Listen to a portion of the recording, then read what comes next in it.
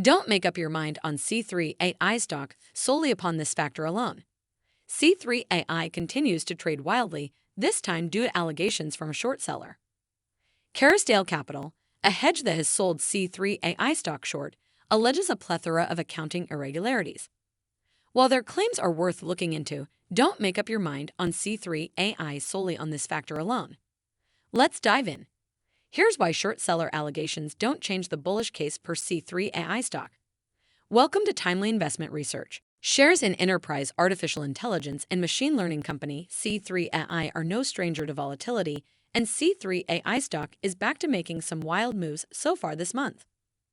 After briefly zooming back to the low $30s per share, thanks to renewed AI mania, C3 AI has come tumbling down once again, this time because of the allegations of accounting irregularities by a short seller. These allegations were enough of a red flag to send C3 AI back to the low $20s per share.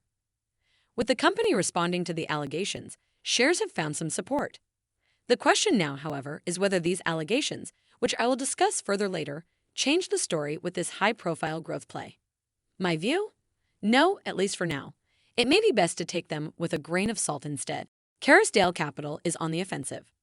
On March 6, Kerrisdale Capital, a hedge fund that has sold C3 AI stock short, released a short report laying out its bear case. This report mainly argued that the company was misrepresenting itself to gin up excitement among retail investors. To back its argument, Kerrisdale cited C3 AI's history of jumping on trends, as well as its choice of AI as its ticker symbol. However, while C3 AI stock sank following the release of this report, it didn't have a lasting impact. After all, shares were on tier during late March and early April. While not for certain, this latest rally may have been a factor in Kerrisdale Capital's decision to publicly criticize C3 AI once again on April 4th.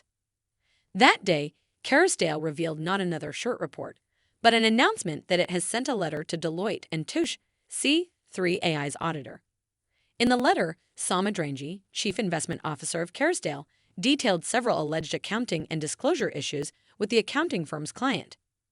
These included allegations about the company's unbilled receivables, as well as claims that the company is misclassifying revenue and expenses to give the impression that it's a high-margin software-as-a-service business. Facts versus fears. Dropping 26.4% when the auditor letter news first dropped, and another 15.5% the following trading day, the news rattled many investors in C3 AI stock. However, did these fair-weather fans of the stock make a wise move, or did fear, uncertainty, and doubt get the better of them? While Kerrisdale's allegations warrant further investigation, unless further details emerge backing up the claims, I would say the latter.